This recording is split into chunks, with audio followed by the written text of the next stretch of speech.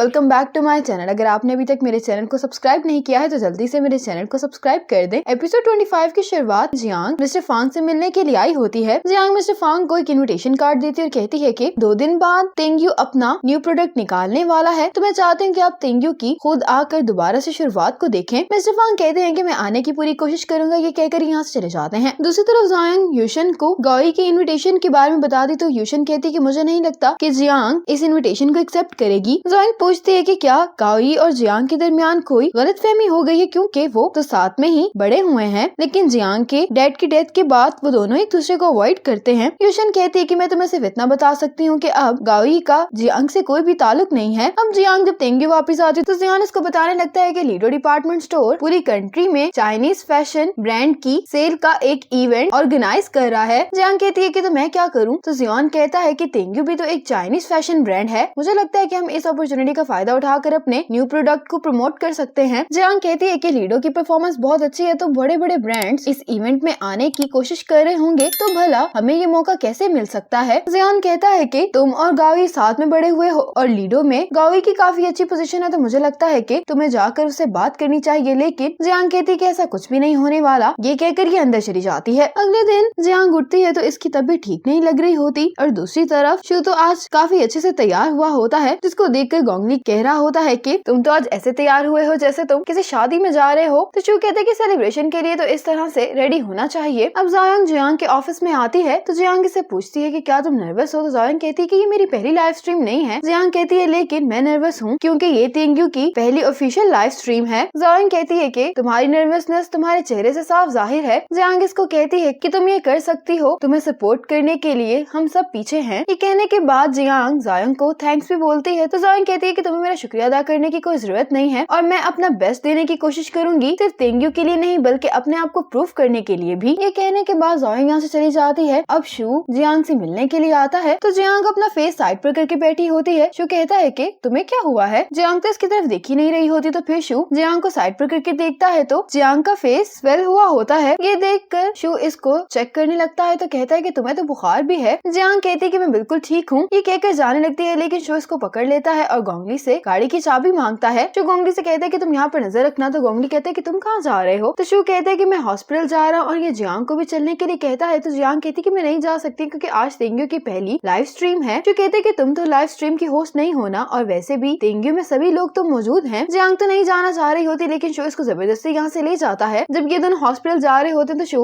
Jiang को देखकर हंस रहा होता है, कहता है कि मैं पहली दफा तुम्हें इस तरह से देख रहा हूँ। ये सुनकर जियांग इस पर गुस्सा हो रही होती है और फैक्ट्री में यंग जियांग से कहता है कि तुम ज्यादा नर्वस नहीं हो। अब कार में ही जियांग सो गई होती है। शू जब इसको देखता है तो जियांग के फोन पर जियांग की कॉल आ रही होती है। अब शू जियांग की कॉल उठा लेता है तो जियांग इसे पूछती है कि जियांग कब वापस आ रही है, तो शू कहता है कि वो भी तो वापस नहीं आएगी। तो जियांग पूछने लगती है कि फिर लाइव स्ट्रीम का क्या होगा। तो शू कहता है कि तेंग्यू के शेयर होल्डर की हैसियत से मैं तुम्हें आज की लाइव स्ट्रीम का इंचार्ज बनाता हूँ। जियांग सुनकर कुछ कहने लगती है, लेकिन शू कहता है कि दूसरे शब्दों में मैं तुम्हें ये कहना चाहता हूँ कि कुछ देर तुम जियांग को रेस्ट करने दो और उसको डिस्टर्ब ना करो। ये कहकर शू कॉल बंद कर देता है। दूसरी तरफ लाइव स्ट्रीम की सारी प्रिपरेशंस हो गई होती हैं। जियांग कहने लगता है कि अगर कुछ भी गलत हो गया तो इसकी रिस्पॉन्सिबिलिटी कौन लेगा, क्योंकि अब यहाँ पर जियांग तो है नहीं। साथ ही यहाँ पर जियांग आती है, कहती है कि हर चीज की रिस्पॉन्सिबिलिटी मैं लूंगी और कहने लगती है कि मुझे पूरा यकीन है कि कोई भी गलती नहीं होगी। यहाँ पर जियांग काफी कॉन्फिडेंट दिखाई दे रही होती है। अब शू जियांग को लेकर हॉस्पिटल पहुँच गया होता है। ये भी सो रही होती है तो शू इसको जगाता है कि हम हॉस्पिटल आ गए हैं। अब डॉक्टर जियांग को चेक करती है तो बताने लगती है कि दांत में सूजन की वजह से ही तुम्हें बुखार हो गया है और इसके बुखार को कम करने के लिए जियांग को ड्रिप लगा दी जाती है। शू जियांग को पोरिज खिलाने वाला होता है कि जियांग शू के कंधे पर सर रखकर यहीं पर सो जाती है। शू जियांग से कहता है कि पहले थोड़ा सा पोरिज खा लो। और अब जियांग को याद आता है कि जब ये बीमार हुआ करती थी तो ये ऐसे ही अपने डैड के कंधे पर सर रखकर बैठ जाती थी और इसके डैड इसको पोरिज खिलाया करते थे। और आज जब शू जियांग को पोरिज खिला रहा होता है तो ये इमोशनल हो जाती है और अपने डैड का नाम लेती है। शू को भी जियांग के लिए बहुत बुरा लग रहा होता है। शू भी जियांग को इमोशनल देखकर इसको हक कर लेता है और इससे पूछने लगता है कि जब तुम छोटी थी तो तुम्हारे डैड तुम्हें किस नाम से बुलाया करते थे। जियांग कहती है कि मेरे डैड मुझे लिटिल बटरफ्लाई कहा करते थे, लेकिन जब मैं बड़ी हो गई तो वो मुझे जियांग ही कहा करते थे। ये दोनों ऐसे ही यहाँ पर बैठकर ड्रिप खत्म होने का इंतजार कर रहे होते हैं। दूसरी तरफ जियांग की लाइव स्ट्रीम शुरू हो गई होती है और जियांग काफी अच्छे से डिजाइन बना भी रही होती है। अब जियांग ने अपना डिजाइन कंप्लीट कर लिया होता है और सभी को स्क्रीन पर तेंग्यू के नए शूज का डिजाइन नजर आ रहा होता है। और अब जियांग आकर इन सबसे कहती है कि यही तेंग्यू का कल्चर है, जिसको सुनने के बाद सभी सभी लोग जायंग के लिए तालियां बजाने लगते हैं और इस लाइव स्ट्रीम के बाद तेंग्यू की ऑनलाइन सेल्स भी काफी ज्यादा बढ़ गई होती हैं। अब मिस्टर फैंग का असिस्टेंट को बता रहा होता है कि इस लाइव स्ट्रीम के कारण तेंग्यू की सेल्स काफी ऊपर जा चुकी हैं। मिस्टर फैंग कहते हैं कि ऐसा कैसे हो सकता है, तो ये सारा डेटा मिस्टर फैंग को दिखाने लगता है। ये देखकर मिस्टर फैंग कहते हैं कि मैंने तो जियांग को अंडर एस्टिमेट कर लिया था। और ये कहते ही ये गाड़ी में आकर वापस बैठ जाता है, अपने असिस्टेंट से कहता है कि मीटिंग को 3 घंटे बाद रख दो। और कुछ देर बाद मिस्टर फैंग तेंग्यू आ जाते हैं। जियांग तो मिस्टर फैंग को यहाँ पर देखकर बहुत ज्यादा खुश होता है, लेकिन जायंग को मिस्टर फैंग को यहाँ पर देखकर बिल्कुल भी खुशी नहीं होती। दूसरी तरफ हॉस्पिटल में जियांग की आंख खुलती है तो शू से पूछता है कि क्या तुम अब पहले से बेहतर फील कर रही हो, तो जियांग कहती है कि हाँ। और साथ ही यहाँ पर जायंग आ जाती है। शू जियांग से कहते हैं कि तुम दोनों बात करो, और ये कहकर शू यहाँ से चला जाता है। जब सेल्स के बारे में जायंग जियांग को बता दी तो कहती है कि तुम जीत गई हो, क्योंकि तुम्हारा मार्केटिंग प्लान बिल्कुल ठीक था। जियांग कहती है कि मैं तुमसे वादा करती हूँ कि जब तेंग्यू थोड़ा सा और बेहतर हो जाएगा तो तुम्हें तुम्हारे डिजाइन में और भी ज्यादा आजादी होगी। जायंग जियांग को देखकर कहने लगती है कि तुम वाकई में बहुत ज्यादा बदल गई हो। अब शू ने गोंगली से जियांग का सामान मंगवाया होता है। ये देते हुए गोंगली कह रहा होता है कि तुम्हें मुझे डिनर पर लेकर जाना होगा, क्योंकि मैं बहुत मुश्किल से ये सब लेकर आया हूँ। शू इसके लिए मान जाता है। अब जायंग जियांग को मिस्टर फैंग के बारे में बताने वाली होती है कि इतने में नर्स आ जाती है जियांग की ड्रिप उतारने के लिए। जायंग शू से कहती है कि तुम इसका ख्याल रखना, ये कहकर यहाँ से चली जाती है। अब तेंग्यू की सेल्स देखकर वेंचन तो काफी परेशान होता है। वेंचन अब अपने मैनेजर से कहता है कि तुम तेंग्यू के बारे में ज्यादा जानते हो, जो भी तेंग्यू में ज्यादा अच्छा काम कर रहा है उनको तुम फ्री यूनिकॉर्न में लाने की कोशिश करो, वो जो भी चाहते हैं उनकी रिक्वायरमेंट्स को पूरा करो। अब रात हो चुकी होती है। शू जियांग को हॉस्पिटल से वापस लेकर जाता है। तब ये दोनों गाड़ी में बैठ जाते हैं। जियांग कहती है कि मैं तुम्हें फिर से परेशान करेंगे, कहकर कि तुम मुझे तेंग्यू वापस छोड़ाओ। तो कहने लगता है कि तुमने मुझे सारा दिन काफी परेशान किया है, अब तुम चाहती हो कि मैं तुम्हें यहाँ से ऑपोजिट साइड वापस छोड़ने के लिए जाऊँ, मैं बहुत थक गया हूँ। जियांग कहती है कि ठीक है, फिर मैं टैक्सी लेकर घर चली जाती हूँ। जियांग तो जाने वाली होती तो शू इसकी सीट बेल्ट दोबारा से बांध कर कहने लगता है कि क्या तुम भूल गई हो कि मेरा घर यहाँ से बहुत ही करीब है। और फिर शू जियांग को अपने घर पर ले आता है। जियांग कहने लगती है कि मुझे नहीं लगता कि अच्छा आइडिया है, मुझे वापस चले जाना चाहिए, क्योंकि कल सुबह हमारी मीटिंग है। शू कहते हैं कि तुम्हारी तबीयत अभी ठीक नहीं हुई तो तुम मीटिंग नहीं कर सकती अभी। जियांग कहती है कि फिर भी मैं तुम्हारे घर पर नहीं ठहर सकती, वैसे भी मैं अपने साथ कुछ भी नहीं लेकर आई। तो शू बैग खोलकर जियांग को दिखाते हुए कहता है कि तुम्हारी जरूरत का सारा सामान इसमें है। जियांग तो अपना सामान देखकर काफी हैरान हो रही होती है और इसे पूछने लगती है कि तुम मेरा सामान कब लेकर आए। तो शू झूठ बोल देता है, कहने लगता है कि तुम्हारे अंकल को लगा कि तुम्हें हॉस्पिटल में रहना पड़ेगा, इसलिए उन्होंने तुम्हारा सामान भेज दिया। जियांग कहती है कि ठीक है, फिर मैं आज रात यहीं पर रुक जाती हूँ। शू कहता है कि मैं तुम्हें वापस भेज दूंगा जब तुम ठीक हो जाओगी। जियांग कहती है कि मुझे तो ठीक होने में 3 से 4 दिन लग जाएंगे। तो शू कहता है कि फिर तुम 3 से 4 दिन बाद ही वापस चली जाना, वैसे भी अगर तुम वापस चली गई तो तुम्हारा ख्याल रखने के लिए वहाँ पर कोई भी नहीं होगा। जियांग कहती है कि फिर भी तुम्हारे घर में रहना बहुत ही अजीब है। शू कहने लगता है कि मैं तुम्हें चेस कर रहा हूँ, लेकिन ऐसा करके मैं तुम्हें अपनी सिंसियरिटी दिखा रहा हूँ, इसीलिए तुम मेरी इस रिक्वेस्ट को एक्सेप्ट कर लो। इसके बाद जियांग बेडरूम में सोने की कोशिश कर रही होती है और बाहर शू को भी नींद नहीं आ रही होती। शू जियांग को देखने के लिए रूम में आता है और जियांग भी बाहर आना चाह रही होती है, लेकिन न शू दरवाजा नॉक करता है न ही जियांग रूम से बाहर आती है। अब जियांग सपना देख रही होती है कि इसके डैड इसको उठा रहे होते हैं। फिर जब इसकी आंख खुलती है तो ये अपने डैड से ही पानी मांग रही होती है, लेकिन फिर इसको रियलाइज होता है कि ये तो सपना देख रही थी। और खुद अपने लिए पानी लेने के लिए जब नीचे आती है तो शू ब्रेकफास्ट बना चुका होता है। जियांग ये देखकर कहती है कि क्या ये सब कुछ तुमने बनाया है? तो शू कहता है कि हाँ, मैं ब्रेकफास्ट बनाने के लिए जल्दी उठ गया था, और कहता है कि मेरी कुकिंग तुम्हारे से थोड़ी सी बेहतर है। जियांग अब शू की हुड को देखकर कहने लगती है कि तुमने जानबूझकर मेरी इस हुड को यहाँ पर मंगवाया है ना? शू कहता है कि हाँ, मैंने ये जानबूझकर किया है, कम से कम घर के कपड़ों में हम दोनों का टेस्ट बिल्कुल एक जैसा है। जियांग कहती है कि मैंने तुमसे ज्यादा शेमलेस इंसान नहीं देखा। तो जियांग के पास जाकर कहने लगता है कि अगर मैं शेमलेस ना हूँ तो फिर मैं तुम्हारा बॉयफ्रेंड नहीं बन सकता। ये सुनकर जियांग शू को हक कर लेती है। तो हैरान होते हुए उसे पूछने लगता है कि तुम अचानक ही इतना नाइसली बिहेव क्यों कर रही हो मेरे साथ? जियांग शू को थैंक्स बोलती है। ये दोनों किस करने वाले होते हैं कि इतने में शू की आंट यहाँ पर आ जाती हैं। जियांग तो शू की आंट को देखकर एम्बैरेस हो जाती है और आंट को भी बुरा लगता है कि इसकी वजह से ये डिस्टर्ब हो गए हैं, तो जल्दी से सामान रखकर यहाँ से चली जाती हैं। और आंट के यहाँ से जाते ही जियांग भी भाग कर कमरे में चली जाती है। जो विंडो से देख रहा होता है तो इसकी आंट बाहर खड़ी होकर अंदर ही देख रही होती है। तो दरवाजे पर आकर कहने लगता है कि आप बिल्कुल परफेक्ट टाइम पर आई हैं। ये बात शू अपनी आंट के लिए कह रहा होता है तो इसकी आंट भी मुस्कुराते हुए कहती है कि तुम ठीक कह रहे हो। और साथ ही कमरे से जियांग के चीखने की आवाज आती है और इसी मोमेंट पर एपिसोड 25 खत्म हो जाती है।